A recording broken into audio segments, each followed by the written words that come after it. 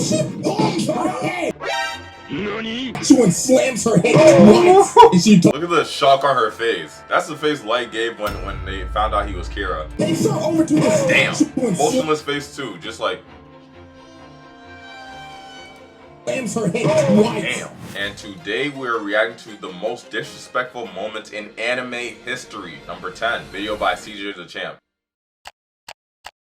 I love CJ Dachamp videos. It's funny as shit. I love his editing, the Boondocks references. Let's tap into this because it's a pretty long one. Let's go. This dude really just got punched out of his clothes and sent flying across the block. This is the most embarrassing thing I've ever seen. Like, y'all realize this nigga can't ever show his face in public ever again, right? Because he gonna be walking down the street one day and they gonna be like, oh my god, you're the guy that went viral on Twitter for getting punched out of his clothes and was wearing some tight ass tidy whities. Like, dude, you're cooked for life. Alrighty, ladies and gentlemen, welcome back to another installment of the most disrespectful moments in anime history with a twist. I'm gonna be real with y'all, the twist ain't revealed till like the last moment, technically not to the end, but today we got 5 of some of the most unhinged, diabolical, jaw-dropping moments to ever be animated. So let's not waste no more time. Without further ado, just a quick question, guys. What's your favorite anime? I genuinely want to know my audience, or know if you guys watch anime to begin with, because this is a little bit different from what I've been posting so far on this channel. What's some of you guys' favorite anime? Name your top 5 in the comments below. Ladies and gentlemen, let's get right to it. Moment number 1. Osaragi teaching Dachamp how to praise God. Man, yo, let me tell y'all, bro. Shorty right here, Osaragi is a bona fide demon. And again, this is Sakamoto Days is probably one of the best new gens out there. The case we can just tell by her appearance. Her daily fit is a funeral dress. She dresses for the occasion while she is out here killing us with no emotion at all. She is literally the Grim Reaper. And old girl right here, Dachamp, had a one-on-one date with the Grim Reaper herself. Now, how all this went down. Slur sent a bunch of serial killers to Japan to take out Sakamoto and the Order. And old psycho fine shit Dachamp, who was a literal cyborg that can shoot spikes out of her body, decided to go after Osaragi because she simply thought she was unattractive. She deadass hates ugly niggas. If she thinks you're chopped, she's gonna kill you. So later on one day, Osaragi went to the shrine to go pray. And you would not believe what she started to pray for. She started praying saying, dear God. Nah. Before he continues, that Eddie Brock situation where he was praying for Peter Parker's death in Spider-Man 3 was insane. How you praying for another nigga to die because he just took your bitch? That's crazy. I pray that you bring one of these serial killers to me so I can kill them and dismember them myself. I hope to receive this blessing. Amen. So after she finished praying, Dachamp pulls up right behind her. Her prayers were answered immediately. So she shoots a spike from her body, trying to impale Osaragi. But Osaragi somehow blocked her attack with a coin. And she's saying after that, oh, thank God, my prayers have been answered. I'm about to kill a bitch today. So now I want y'all to prepare yourselves to see one of the most disrespectful things I've ever seen. I remember this fight. Shorty told Dachamp, hello, ma'am. Do you know how to praise God? What? Oh, well, allow me to show you how to praise the Lord. So she palms her head, takes her over to the statue and slams her head twice. And she told her, first you... Wait, let's replay that. Look at the shock on her face. That's the face Light gave when they found out he was Kira. Takes her over to the statue. Damn, 1. Motionless face 2, just like... slams her head twice. Damn. And she told her, first you bow twice. Then while Shorty is struggling unconscious, she claps her in the face, then claps her again and told her, then you clap twice. Then picks her up and drives her face into the offering table.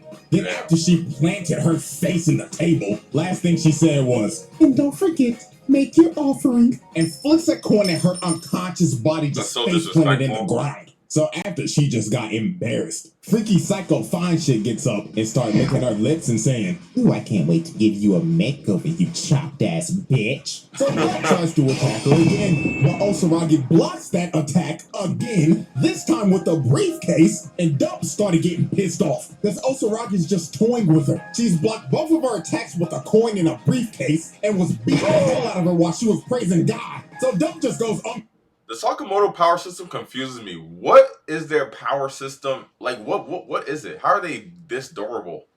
This bitch is literally a whole cyborg and is able to do crazy, insane feats and take a hell of a beating.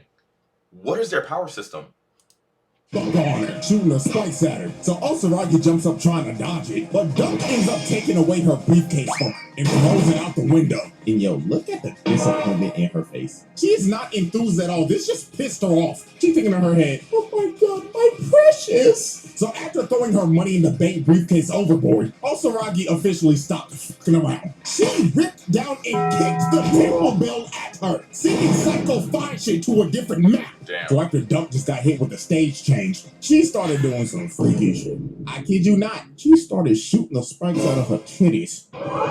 And then after that, she started licking her lips. Oh, hell no. Oh, no, she's I'm gonna freaked be out. real, I can't call her fine shit no more. This is too freaky. Her new name from now on is, freaking Spike Bitch or some shit. I don't know. Anyways, Killer Kung Fu, Spiky, freaked out. I don't even fucking know. I was trying to make a reference to the Boondocks, the Killer Kung Fu Wolf bitch, but failed.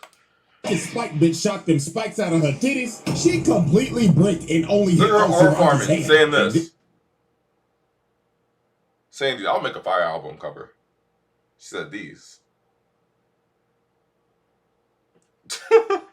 This right here is when Duck started regretting everything. Osaragi starts walking her down with her hand impaled, moving through the spike. Grabs her No hand emotion and tells at her, all. "I'm about to rock your shit, twin."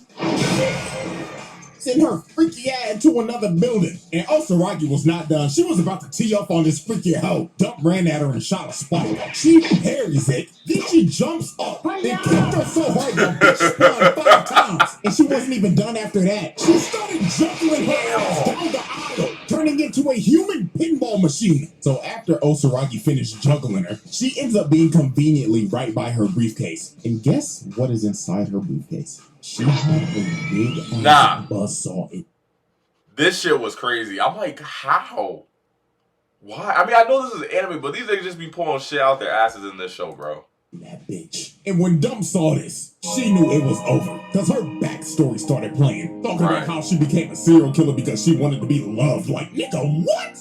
Weird ass, freak ass hoe. And y'all have watched enough anime, so y'all know good and well. This is Anime 101. If a character is near death and starts seeing their backstory, there is a 99.9% chance They're about that they're about to die. And she straight up told That's for some people that don't watch anime. They usually do this. It's a trope, but it's interesting how they do it.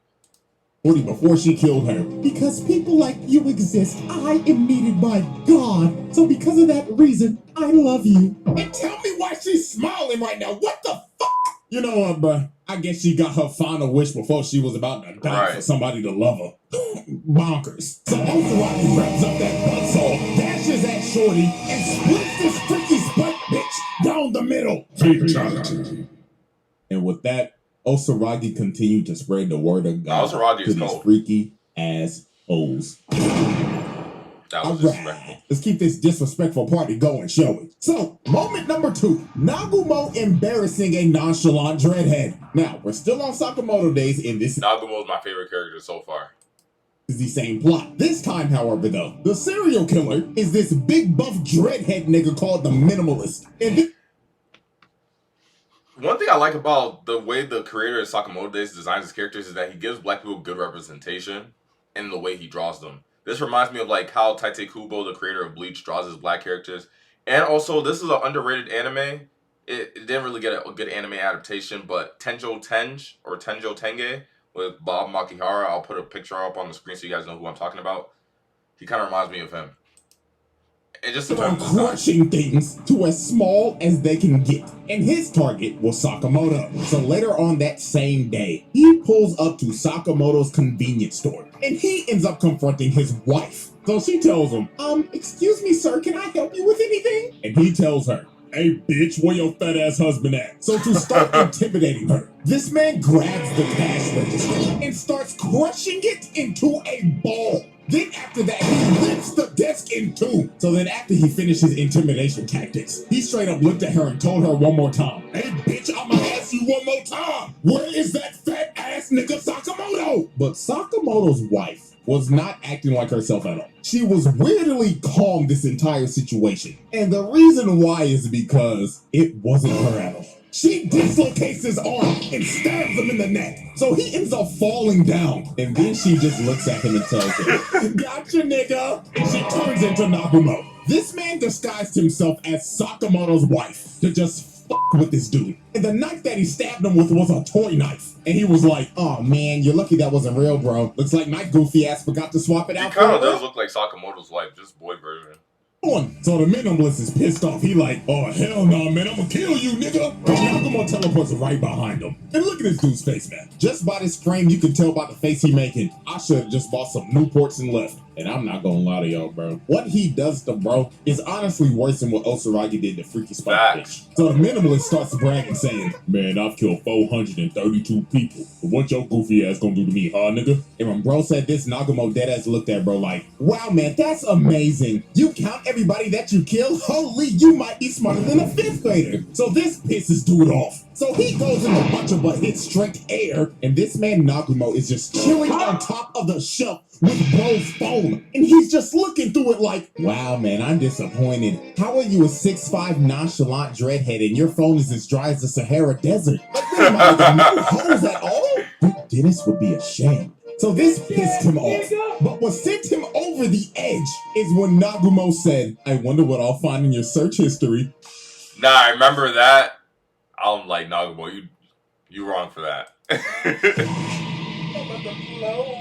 And look how mad this nigga gets. Oh my god. Looks like this man does not use the incognito browser for you know what. And he like, I'ma kill you, nigga. So he starts to chuck metal balls at Nagumo. But bro was just casually dodging every single one. So after this man just tried to hit him for like 5 minutes straight, the entire convenience store is wrecked and Nagumo just disappeared. The bro got impatient and started to look for him. So he opens this cooler. And when he's digging through it, trying to look through it, another version of himself pops up and starts choking this man through the glass and rips him through the door. And just look at this man. Dude is getting choked out by himself. And Nagumo turns back like, gotcha, nigga. So he throws him across the room and starts opening his briefcase and says, I'll let you choose how you die. As this man pulls out a weapon with 6 attachments. And he tells him, pick a number 1 through 6. So the minimalist just loses it and tries to crush him. But Nagumo just tells bro, oh man, you're no fun. So looks like we're rolling the die. And yo, I'm gonna tell you, this is one of the nastiest things I've ever seen. He shows his hands and he's like, ooh, where did it go? And it ended up being in his mouth. So he spat out number 3. So Nagumo grabbed his head with a oversized can opener and cut his head clean off. Fatality.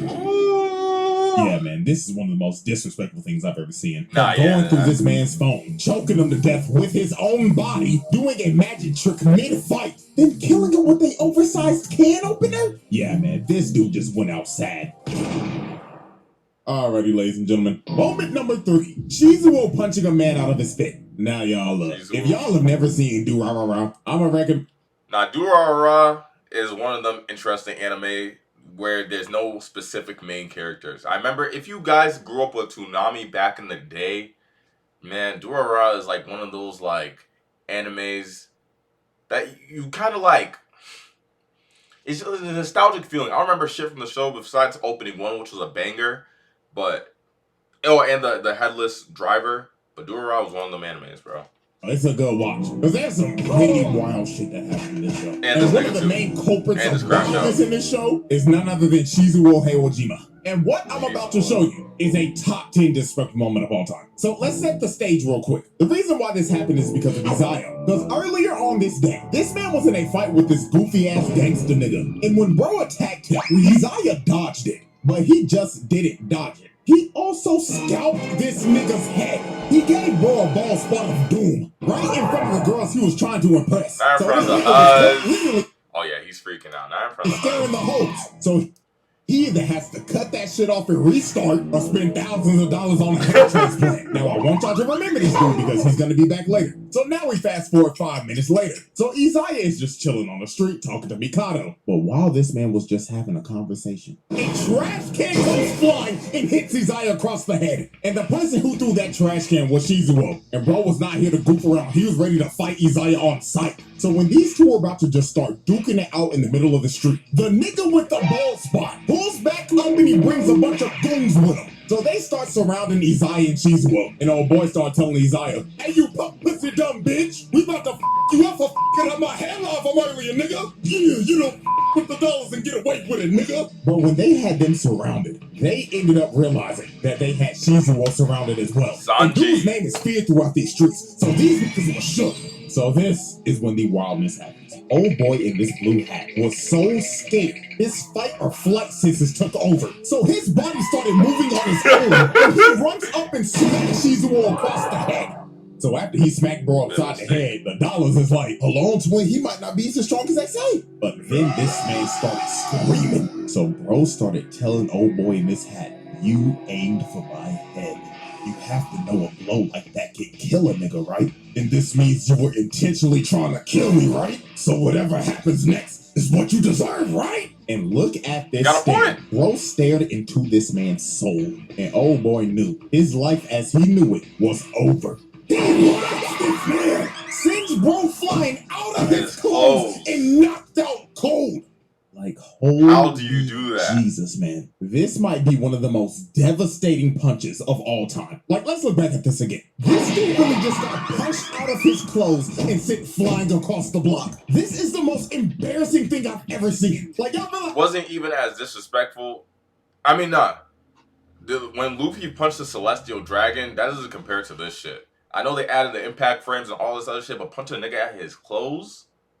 Out of his clothes? That's different. this nigga can't ever show his face in public ever again, right? Because he's gonna be walking down the street one day and they gonna be like, "Oh my God, you're the guy that went viral on Twitter for getting punched out of his clothes and was wearing some tight ass tidy whities." Like, dude, you cooked for life. You just look at him twitching over there like a dead buck. Like, oh my God. So Maybe look like he just got cracked. Okay, I'm sorry. I just had to make that joke. after that happened, Shizuo was not done because every one of these gang members now have a receipt that needs to be paid. So he goes after the gang members. Look at dude right here. He was avidly trying to run away, but Shizuo said, "Nah, nigga," as he threw him into another person and he started bodying every single gang member. And look at old ball spot. This man fearing for his life, thinking in his head like, "Oh God, the rumors were true. This nigga really is Ikabuku's King 5. So the dudes behind him was like, "Nah, we're out, bro." As Shizuo runs up behind Baldy and kicked him so hard, the beanie fell off his head. So the world could see that beautiful bald spot. So while he was beating the hell out of everybody, Isaiah was like, "Yep, I'm out of here." But Shizuo looked at him like, "Hell nah, nigga," as he picks up a vending machine and tries to throw it at this man. But that brother Simon came from the roof to stop the vending machine from hitting this man, bro. But yeah, man, that's the moment, bro. This man threw a trash can cross mount, punched a man out of his clothes, and bodied an entire gang after that. I think I had a problem with Isaiah. I don't know what it was. I'm gonna keep calling this nigga Sanji because he looks like Sanji. But yeah, I gotta rewatch it. Moment number 4. Ichigo calling an ambulance before a fight. Yep, we're finally doing this moment. Now this is quick, but this moment is a absolute classic. So these dudes were bullying Chad. And I don't know why, but out of all the people you chose to bully Chad. You chose to bully a buff-ass 6'5" Latino nigga that looked like he pushing 30, but he's 16? Yeah, these dudes deserve every anime logic, bro. Look at Jotaro. The amount of ass whooping that they got, because this is just idiotic. So earlier on in the day, our boy Chad was just walking and chilling, listening to some music and minding his own business. Now these two idiots decided to sneak Chad with this big ass rock. Like, dude, you know you can kill a person with this size of a rock, right? Like, these dudes was trying to catch a case. Literally. So he cuts behind Chad and hits him across the head. So later on that day, Chad wakes up surrounded by a bunch of bullies, and in front of him is this. Oh, yes. Like, if you looked up the definition of chopped, bro would be the first person that pops up on Google Images. Cause Jesus, man. So old Chop dude decides to rip off Chad's amulet, and before he was about to break it, he said, "You know who else is chopped? Mine." Damn. this man Ichigo out of nowhere and hit a drive-by on this chopped ass nigga and rode him like a skateboard. So after Ichigo laid bro out, he starts picking bro's pockets and takes his phone. So old chop dude is like, wait, I didn't get to finish my joke. Do you want to know who else is chopped?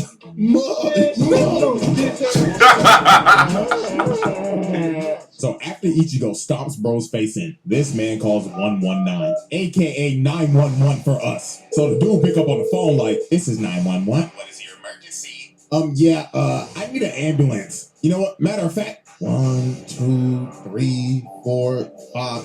Yeah, 5. That was so badass. This is when Ichigo was like, oh, well, not was, he is like top 5 anime main characters for me. Him and Yusuke. You could tell you got that swag from Yusuke. So this man drops the phone and starts beating the hell out of all the bullies. This man just took on a 1v5 and called 5 ambulances pre-ass whooping. Like, do you know how much confidence you have to call 5 ambulances in advance? Right. This is just wicked work, and he beat their ass. He stood 10 toes down. This is prior to him like getting the Shinigami powers and all this other shit from Rukia. You know what I'm saying? That legendary meat. Call an ambulance! Call an ambulance! But not for me. Alrighty, ladies and gentlemen, we have reached our final moment and the twist of this video. Moment number 5. Kuvira proving Korra is washed. Yep. I remember watching this as a kid. Oh my goodness. Atla, The Last Airbender, was still better, but I still fuck with Korra. I just didn't fuck with the ending. But regardless, Kuvira was cold. But Amon, that nigga was colder. Last moment ain't anime at all. Yeah, it resembles it though. But anyways, so Korra ends up confronting Kuvira. Because Kuvira's trying to take over Zaofu so she can unite the Earth Kingdom under her tyrannical rule. Now this is Korra's first fight back, after Zahir put her on a wheelchair for 3 years. Zahir was Hey, I ain't gonna lie to y'all. Zahir trial will happen one day. Because that goes cold as hell. He did his own video, I ain't gonna lie. And Avatar, I don't care what nobody says, Avatar to me is considered an anime. If RDC ever makes an anime house, Avatar is in there. You feel what I'm saying? Like, they're one of them. Korra decided to fight Kuvira so she wouldn't take over Zaofu. So Kuvira was like, fine. My soldiers, I am giving you all a front row seat to show you all that the Avatar is washed. Her sorry ass could never live up to the legacy of Avatar Aang. So let me show you why she's the worst Avatar of all time.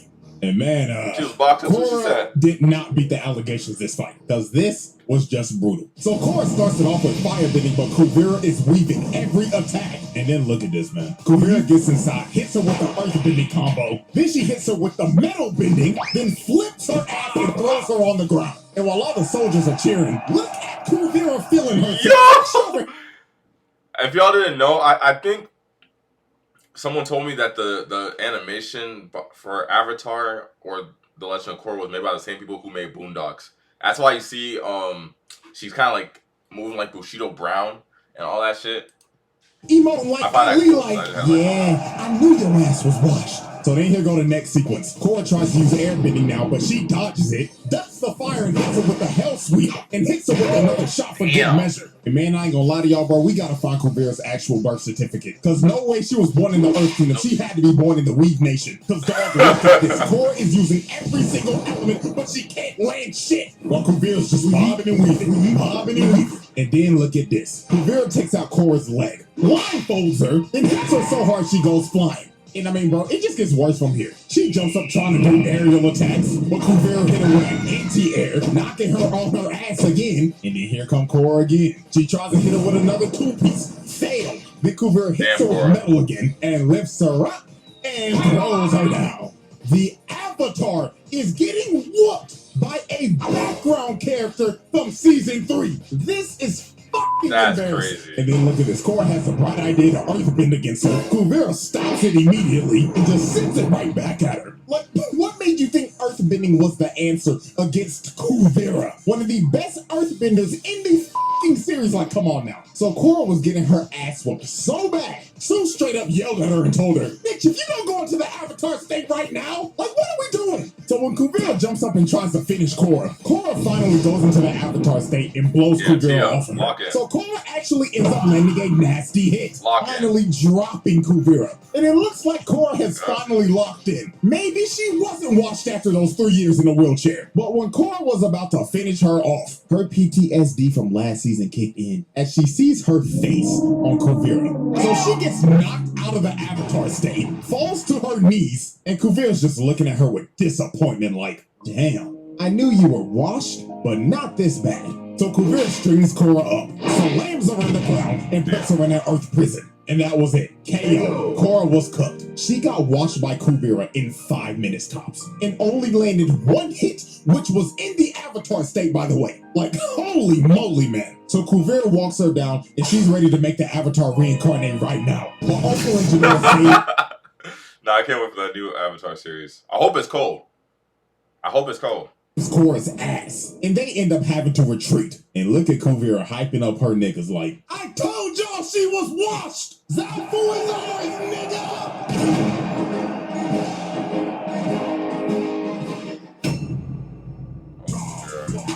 WCJ is the champ. W video. What's some of the more disrespectful moments in animes y'all could think of? For me, it's the Tenjo Tenge one, but I think he already went over that. Rock Lee versus Sasuke when they first fought. And I can't really think of much right now, but y'all let me know. W video by CJ the Champ. Let me like this shit up. Alright.